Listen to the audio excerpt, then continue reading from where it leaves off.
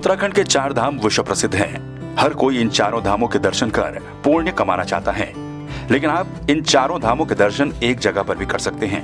हल्द्वानी के लांबा चौड़ में 4 धाम मंदिर स्थित है, जहां पर बाबा केदारनाथ, बद्री विशाल, गंगोत्री और यमुनोत्री समेत चारों धामों के प्रतीक चिन्हों को स्थान दिया गया है। माना जाता है कि जितना फल आपको 4 धामों की यात्रा कर प्राप्त होता है, उतना ही इस मंदिर के दर्शन करने से भी प्राप्त होता है।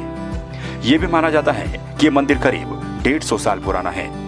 हमारा 4 धाम मंदिर जो है, ये हमारे उत्तराखंड के 4 धामों का एक साथ स्थान है। यानी कि बद्रीनाथ जी से बद्रीनाथ जी का श्री विग्रह ला करके, केदारनाथ जी से केदारनाथ जी का विग्रह ला करके, और गंगोत्री और यमुनोत्री से उनके विग्रह को ला करके यहाँ पर स्थापित हमारे पूर्वजों द्वारा आज से बहुत साल पहले किया गया है। मंदिर पांडवकालीन स्थापना शैली में बना हुआ है, यानी कि बहुत पुराना है, इसका कोई इतिहास नहीं है। अंग्रेजों के इतिहास में भी अनेक नामों से ये दर्ज है। और इस सावन के महीने में जबकि हम शिव जी की पूजा करके अनेक फल को प्राप्त कर सकते हैं, मनोकामनाओं को पूर्ण कर सकते हैं, ऐसे समय में जो फल 4 धाम यात्रा का बद्रीनाथ केदारनाथ जाकर के प्राप्त होता है, वही फल इस 4 धाम मंदिर में एक साथ चारों धामों का दर्शन करने से वही फल प्राप्त हो सकता है। हल्द्वानी से करीब 12 किलोमीटर की दूरी पर स्थित है लांबा चौड़। माना जाता है कि कई साल पहले इस जगह से लामा लोगों का आना जाना लगा रहता था। अपनी यात्रा के दौरान वो इस जगह पर भी रुका करते थे, इसीलिए इस जगह का नाम लामा चौड़ पड़ गया। ये 4 धाम मंदिर जो है वो लामा चौड़ फतेहपुर में स्थित है। 4 धाम मंदिर का जो एक क्षेत्र है वो एकड़ों के हिसाब से यहाँ पर है, और बहुत बड़ा मंदिर है, और मेन रोड से लगा हुआ मंदिर है।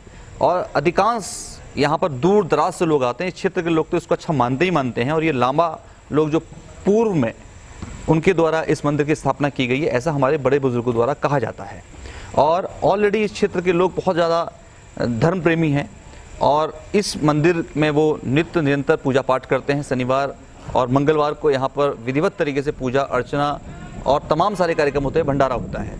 इस कोरोना काल में जो दूरगामी सोच रही हमारे बड़े बुजुर्गों की कि केदारनाथ, बद्रीनाथ, यमुनोत्री, गंगोत्री में जो लोग नहीं पहुंच पाते थे, उन लोगों के लिए यहीं पर स्थापित किए गए गंगोत्री, यमुनोत्री, केदारनाथ, बद्रीनाथ। श्री 4 धाम मंदिर की स्थापना जब काल में भावर बसा था, उस समय पे ये श्री 4 धाम मंदिर की स्थापना की गई।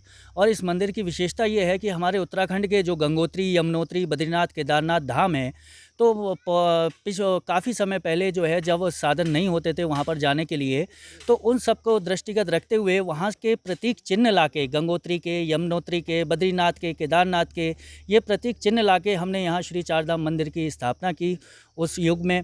और इस 4 धाम मंदिर की विशेषता यही है कि जो व्यक्ति 4 धाम नहीं जा पाते हैं उत्तराखंड में, वो अगर इस 4 धाम मंदिर में ही आके पूजा अर्चना कर लेते हैं, तो वो उनकी पूजा अर्चना का महत्व वही होता है जो 4 धाम की पूजा अर्चना का महत्व होता है, जो 4 धाम यात्रा का महत्व होता है। इस वक्त कोरोना के चलते श्रद्धालु 4 धामों की यात्रा नहीं कर पा रहे हैं। ऐसे में हल्द्वानी के इस मंदिर के दर्शन कर उनकी यात्रा को चारों धामों के बराबर माना जा सकता है। संवाद 365 के लिए हल्द्वानी से अंकित सा की रिपोर्ट।